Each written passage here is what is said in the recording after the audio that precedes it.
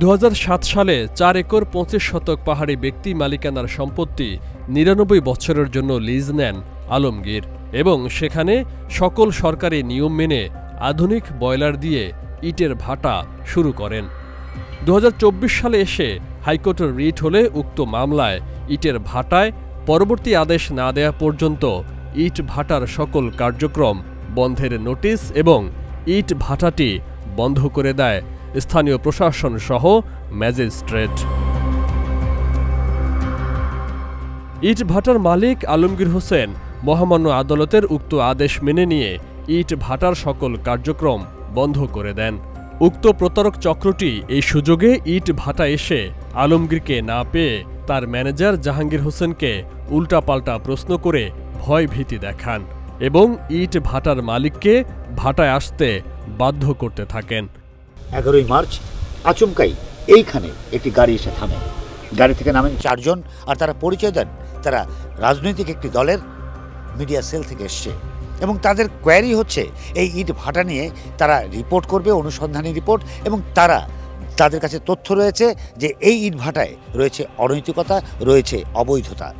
সেদিন সেই ইট ভাটায় ছিলেন এই মাওলানা সাহেব। কি হয়েছিল আমরা একবার জানবো।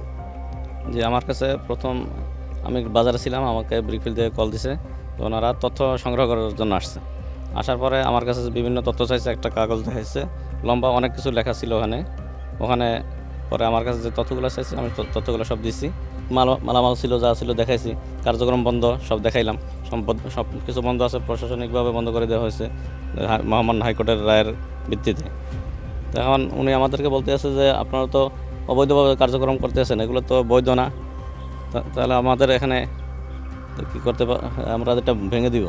বললো আমরা প্রশাসনের সাথে যোগাযোগ আছে, টিউনের সাহেবের সাথে আমরা কথা বলে আসছি, এখন ওনাদেরকে যদি আমরা কল দিই এখনই আসবে, এখনই ভেঙে ফেলবে। এবং আমার ওই বারবার ওই 5 লাখ টাকা ওইটার জন্য করতেছে যাতে আমি ওনাদেরকে কিছু দিই।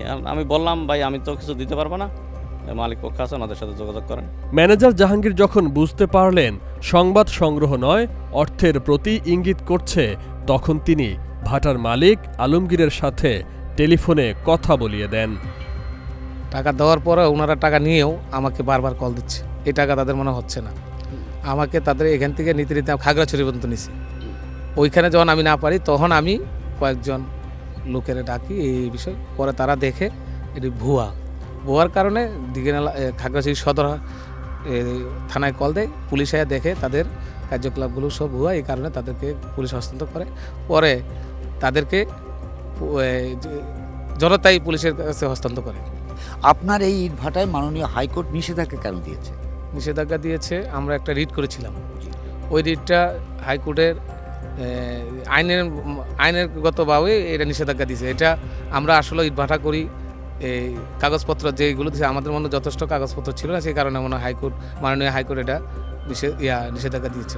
আমরা বিভিন্ন জায়গায় যেমন ইনকাম ট্যাক্স, ব্যাট ট্যাট যা আছে সব দিই, শুধু পরিবেশ ছাড়পত্র অফিসে আমরা কাগজপত্র জমা দিয়েছি, পরিবেশ ছাড়পত্র কাগজ আমরা পাই নাই, আবেদন করেছি। আপনারা তো হাইকোর্টের নির্দেশ পালন করছি। আচ্ছা, তারপরে যে 4 জন আচমকা এলো এবং আপনাদেরকে প্রশ্ন করলো, আপনারা একবার তাদের পরিচয় জানতে চাননি? জেনেছি, বললাম তো, একবারে বলছে তারেক রহমান মিডিয়া সেল, এরপরে আর কিছু বলার নেই। শুধু দীঘিনালা নয়, এই প্রতারক চক্রটি গত কয়েক বছর ধরে খাগড়াছড়ির সদর, দীঘিনালা, কুমিল্লা, চট্টগ্রাম সহ দেশের বিভিন্ন জেলায় মিথ্যা পরিচয় দিয়ে কখনো সংবাদকর্মী, কখনো কোনো রাজনৈতিক দলের মিডিয়া সেলের পরিচয় দিয়ে সাধারণ মানুষকে ব্ল্যাকমেইল করে প্রতিদিন হাতিয়ে নিচ্ছে লাখ লাখ টাকা।